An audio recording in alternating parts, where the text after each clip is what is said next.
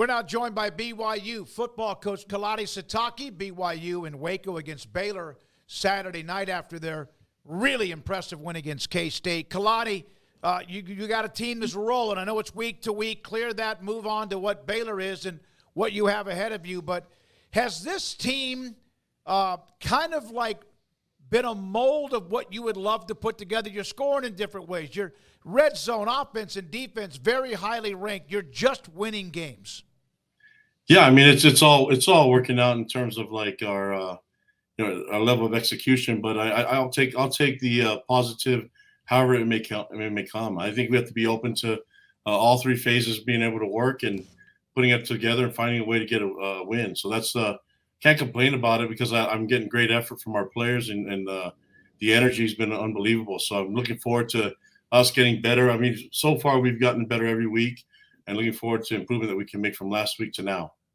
When do you think the big confidence jump happened for you guys this year? Was it before the season started, or getting a couple of those wins under your belt kind of let you know that if you keep playing the style of football you're playing, you're going to be in every game and in control?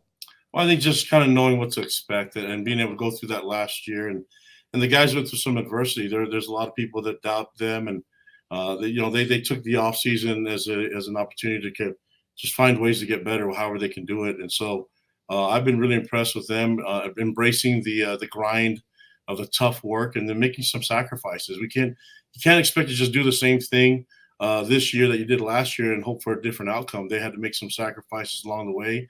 You have to pay the price in some ways, and you have to still do that in your daily life. And so they've done it in the off season. I'm excited that they're living discipline and doing things the right way, so we can get be in a position where we can play at our best, because we need them all to be at their best. And then if we can do that, we should have confidence getting on the field. And we're excited about this matchup. We're excited about being back on the road again and getting out to Waco. And I know Dave Aranda will have his team ready. So I know that Baylor will give us their best shot. My job is to make sure that we give everyone our best shot. And it just happens to be our fifth game right now and on the road in Waco. And I'm excited. Hopefully we can get that done. Coach, I know you're looking forward, but I do have to at least ask about just the elements of last week. You as a player, as a coach, I mean, you've seen a lot of the craziness there in Provo, but, I mean, that middle eight, I mean, that was as raucous of an environment, I think, as you're going to probably see in college football this year, with all of the big plays that happened. What was that like to be in the midst of all that as your team was starting to take over that game? It was incredible, and I loved every part of it. I mean, I can get used to that, Yeah. But I think it was just one of those things with the momentum. We got it and then never relinquished it. And so I have to give a lot of credit to our players and the way they just stuck with it. It was easy during the game for guys to start pointing fingers, getting frustrated with one another. But we didn't see any of that. And then these guys have become a closer team, and they've bonded because of the things that we've been able to go through. Sometimes adversity does that for you. And so I think this is a close group of young men. This is one of the closer teams I've ever been around. Might be the closest team in terms of how much they care for each other and how they're willing to help each other and serve each other. So I think that when you have that type of dynamic, it should work out well, where you can play, unselfish football, and guys are just going to do whatever it takes and relish the role that they have, even though it may be different than what they anticipated. You had the nice start last year, and then we know it didn't finish very well. Was that kind of maybe made whatever happened in the end look a little bit different than it was? It was just a losing season. You guys just did not finish some games at the end? Yeah, and I think some of it too is just all the little things matter. When you pile all those things up, it goes back to the fundamentals, and sometimes the answers can be as simple as ever. So the answers for us is just be really good at the simple things, and things that we should make a big deal about. But you have to be careful that's not overriding. That's the only thing you care about. It's a combination of all the various factors that go into it, and then just a reminding everyone that this is supposed to be a game, supposed to be fun. We play at our best when we have a good time, and part of your responsibility of being here is that you show appreciation to the ones that sacrifice to get you there, and you might as well have a good time while you're doing it. That's what parents want. That's what their loved ones want for them. And so when they go out and they do that, I think we can play a little loose, and hopefully things go well for us. That's what we're trying to accomplish right now. You had a quarterback competition that went right up until the end. And a lot of times that happens, and you kind of have a quarterback competition that goes right up until the end of the season because, you just don't have anybody that separates. What has happened since Jake became the starter that has allowed him so much to separate? Because he's played very, very well for you this season. Yeah, from the beginning, I mean, the competition, and that's a huge compliment to Gary and to Jake, is that they pushed each other. I mean, they both got better. So it wasn't that one outperformed the other. They both raised their level of play. And then at the end of it, we had two quarterbacks that came out of it even better than they were going into the competition. So that's a good thing. I mean, but we had to make a decision on who's going to earn that right, who's going to earn the starting spot, and that was Jake. And we love Gary, and we know that we can count on him when and if his number is called. But in order for us to do this the right way, I only know one way. That's whoever earns the right gets it. And so the great thing about it is that Gary's been an ultimate professional in the whole thing, and what a great teammate, what a great young man. I love having him on the team, and he's a big part of our culture.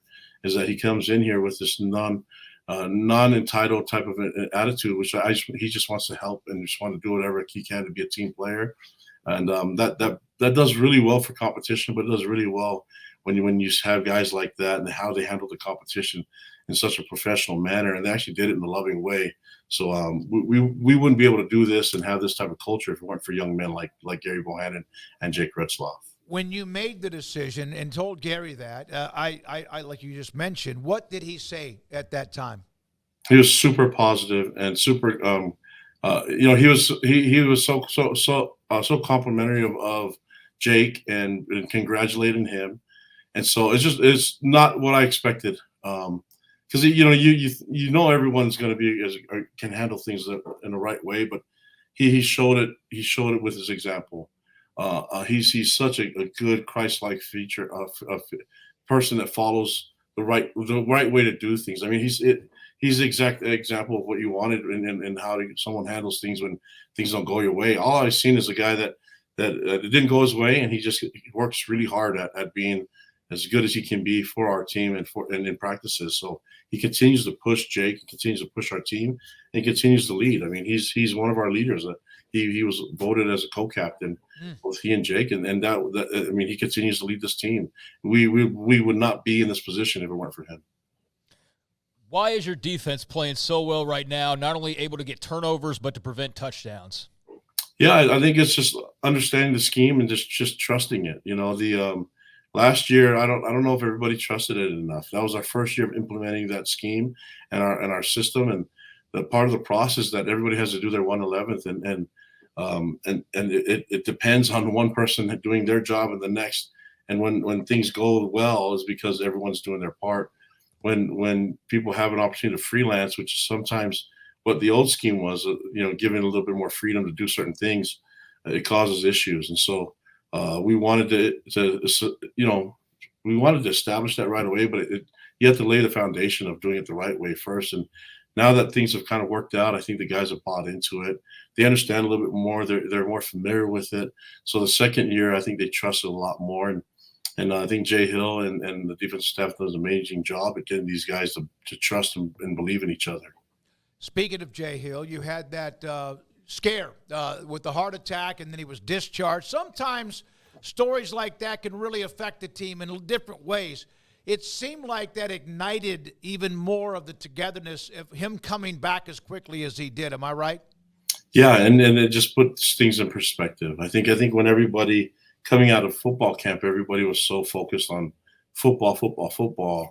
It allowed us to kind of take a step back that, we almost lost our friend and the person that we care about. And you kind of relate to your own life. Like maybe we shouldn't be so focused on one thing, and we can kind of remember what all the things that matter in our life are, And so I don't know if it what it did exactly, but I think it kind of put things in perspective for our players and even for me in terms of like maybe it doesn't matter as much as you think it does, and the reason why we do things instead of just about winning a game, it's about just getting out there and performing and making people proud. And I'm glad Jay's doing better, and I think it's really hard for him to be up in the box and then make calls from there. But I can handle all the energy on the sideline, and I think that it's all going to work out the way it's supposed to. But I'm glad that he's with us, and I'm glad that he's here to lead. I'm glad the team responded in such a positive manner. You got a big performance from your freshman running back there, Sione Moa. I know that you got to differentiate there on the roster, but what was it like to see him get out there and do his thing? And just what do you have to say about kind of him as a talent as we get to see more of him? Yeah, I think going into this conference, we were really focused in our second year on the depth and the fact that you might need to use, some possible third, fourth stringers. And so with that in mind, we wanted to upgrade all our talent and our depth. And then some of that is just getting the guys ready and giving them moments and opportunities in spring and in fall camp to run with the ones. And Sione Moa and Pokai Haunga and Miles they've all had an opportunity to run with the one O lineman. And for some reason, when you get to run with the ones, you take it.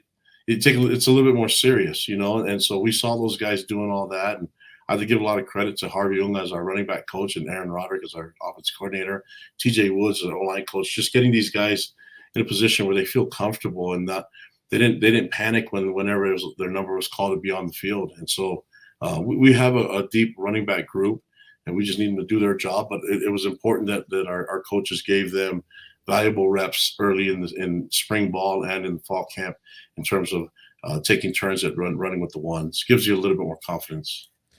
A lot of coaches have to constantly implore their fans to come out on the road, show up. You don't really have to spend a lot of emotional space on that. Your fans do that anyway. I know that you're always grateful, but what is that like? Because there are a lot of coaches out there in many sports that please come, please come, please come. You do not have that problem. You're going to have a throng of people here in Waco on Saturday. Yeah, I mean we've been really fortunate that happens, and we have an amazing fan base that wants to be with us at home and on the road. And so I'm looking forward to seeing these fans in Waco, and I'm just grateful for all of them, and that they care about us, want to support us. And so more than anything, just want to show them as much gratitude as possible and appreciation, because I know it's hard to travel or hard to make that move to go to someone's home field and show up, but our fans will find a way, and I'm excited that they do that, and it's something that we will never take for granted, but we will try to show our appreciation as much as we can, which is why we sing our fight song to them, regardless of the result of the game. We want to make sure that they know that we love and care about them. You and Dave Aranda very close. Gary Anderson and Dave very close.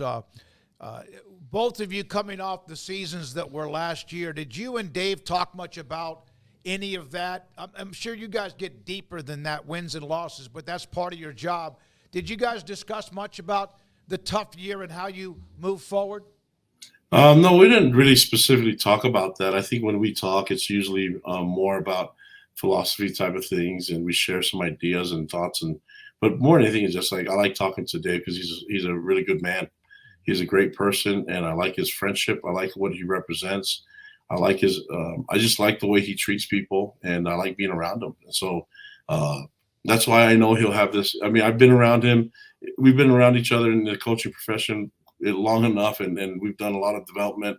I've seen him do some really amazing things, but more importantly, I like the way he treats people, and that stuff matters, and that's why I know that this is an important game for us, because I know he'll have his team ready. He is the right man as far as his leadership and what he can do as a head coach.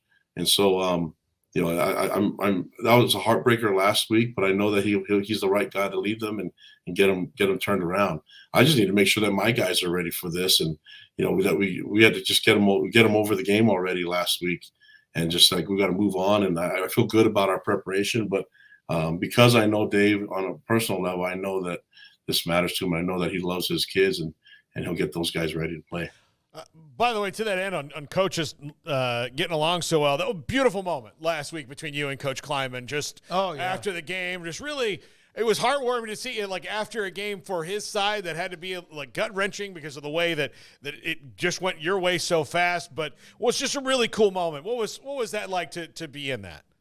Well, I mean, I'm just gonna have to say I've been so impressed with Chris Kleiman. I consider him a friend. I've always admired what he did as a coach on the football side of it. And then I got to know him on a personal level on a Nike retreat, and his wife Rhonda, and I was just like, these people are amazing. And then we have this interaction. He's so good to my father. I took my dad with me on the retreat because my wife, we have a 2-year-old, so she wasn't going to go to Hawaii with us. But it was nice that I was able to take my father, and the way that they connected with my dad. I mean, it was awesome. And I knew that he's a great coach. I knew he was going to have his team ready. But what a classy individual. Even at the end of it, I know it was a heart wrenching loss for him, and something that he didn't want to happen. And when he hugged me, he said some really cool complimentary things, just complimenting the team, and said he was happy for me. And that was super special. What a great human, man. I want to be just like that. And when things don't go my way, is what a strong individual right away at the end of the game to be able to just do that. And I have been really impressed. And man, I walked away from that game even more impressed with him. But that's what it's all about. You know, I watched this Lavelle Edwards, who was my coach, was very similar. You know what I mean? And then this profession is really cool. But and talking about Jay Hill and all those things, there's a lot of people that go through some stressful moments, and for Coach Kleiman to do that and to be so complimenting and just to be complimenting me and then to be so positive, what a great person and what a great leader. I'm excited to watch this team perform this next week. Well, from one great leader to another, we'll see you Saturday. You've been great to us. Hopefully we've been good to BYU too, since all the flirtation of what might happen even back in 21. It's been great to have you. Congratulations on the start. We'll see you Saturday in Waco. Thanks for your time, Kalani. Good luck. Congratulations, and have a great week. Appreciate it, guys. Thanks for having me on, but I look way better on radio, so thank you. Kalani Sitake, a friend of the show, and we love the guy, and the head coach at BYU with us. This is 365 Sports.